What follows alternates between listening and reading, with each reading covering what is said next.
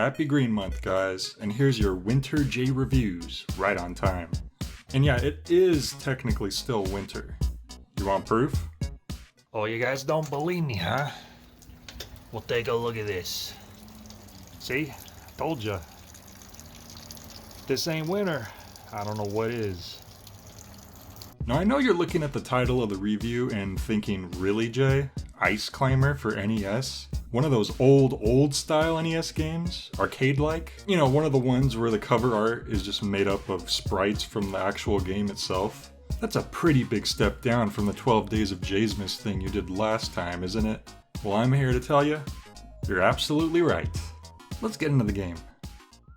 So as with many children of the not 80s, my first real introduction to the Ice Climber characters was in Super Smash Bros. Melee for the GameCube. The Ice Climbers, Popo and Nana, were an unexpected but really cool roster choice for the first Smash sequel, bringing back Nintendo characters from a series that never actually was a series. Still to this day, there's really only ever been one Ice Climber game, though it was ported to many different consoles with varying minor differences between them. My first experience with Ice Climber itself was in the following Super Smash Bros. Game, Brawl, which hosted a sizable number of classic Nintendo game demos titled Masterpieces, that at the time were available on the Wii Shop channel. They all have separate time limits depending on the game, ranging from a modest 5 minutes for Ocarina of Time to a laughable 30 seconds for Donkey Kong.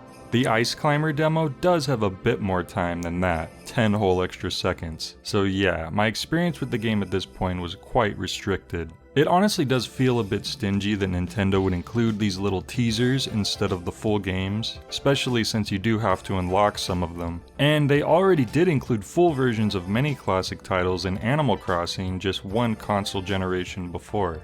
I'm also pretty certain the full versions of these games are on the Brawl disc, they're just limited by the lockout timer. Much like the Super Mario Galaxy demo was during that whole fiasco. I guess when Nintendo realized they could resell digital versions of their old games to people over and over and over again, they decided, nope, no more freebies for you. You move on to our new console, but you want to play the stuff you bought on the last one, you gotta pay. Luckily for us, my NES is still kicking, so we don't gotta worry about that. Fun fact, the European version of the game actually has unique box art, which is really neat, and the Japanese version has a seal in place of the Yeti because, well, seals were originally enemies in the game, but they were replaced for other countries because they thought it might make people think of seal clubbing, which is pretty unchill. Anyway, Ice Climber. The game begins with the red dino bird lifting an eggplant to the top of a mountain, which we're apparently tasked with scaling ourselves. Using our little Ice Climber, we're able to jump and break away the blocks above us to make our way up, sort of like reverse digging. We can also use the same hammer to thwack any enemies that get in our path, like these ice-wielding chibi yetis, the red robins, yum, or just plain icicles. Some ground is slippery, and the ones with stripes have a bizarre property that pushes you to one side, forcing you to constantly run against it so as not to fall down. There's also clouds that fly by on occasion. The platforming controls are admittedly a bit weird at first. You have a very good vertical jump with a lot of hang time, but make very little horizontal distance, which can really throw off your estimation for landing when you're more used to how something like Mario would play. Sometimes you need to get a good running start if you even want to try to make it, though be careful because once you get going in one direction in the air, you can't turn back the other way. You can't jump through platforms, so expect to bonk your head a lot, though if you time a running jump just right, you will clip through the edge. But this goes both ways, meaning you can fall through it sometimes when it seems like you're about to land. When you get high enough in a level, you enter the special starry zone, where you're suddenly hit with a time limit and offered an array of vegetables to collect. The real challenge though is to reach the top and grab onto the Redadactyl before the timer runs out. Grab onto it and the level ends.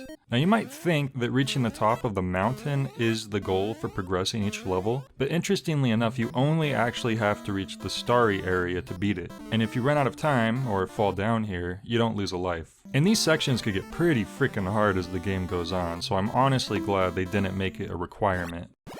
As the platforms and enemies speed up, it becomes more and more apparent that we jump at a really sluggish pace, which makes it increasingly hard to time our leaps and landings.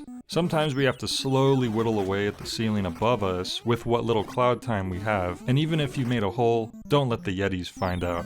Whenever they see one, they immediately run back to their base and bring back ice to fill it in, making you have to break it all over again. So is that like brown ice? Oh, and the Yetis can phase through solid objects, cause, that's something Yetis can do apparently. One thing that's cool is when you run out of lives, the game boots you out to the title screen, but saves the last mountain you reached, allowing you to continue from where you left off. In fact, the game gives you free range to select any level you want right off the bat, all the way up to 32. Man, some of these later levels get really tough. Well, at least we're in no real rush. We can take our time and plan our jumps accordingly, since the timer is only active on the bonus layer. The hell's that? Oh, okay, cool. So if you don't progress to the next level of the mountain fast enough, a polar bear with shades shows up and forces the screen up, killing you if you're still at the lowest level of the screen. Nice. Smash fans have probably realized that something's really off since the game started. Ice Climber? Not climbers? There's Popo, but where the heck's Nana? Well, don't worry. Despite the title of the game, there is a two-player mode where you can play as both climbers. However, while Smash may have led you to believe that Nana and Popo are an inseparable duo who always have each other's backs, their NES incarnations are a bit different. Here, the two kinda get in each other's way more than they help, blocking each other as they try to run around and potentially even killing each other if one forces the screen up when the other isn't ready. I guess the Ice Climbers were a bit more competitive with each other back in the day.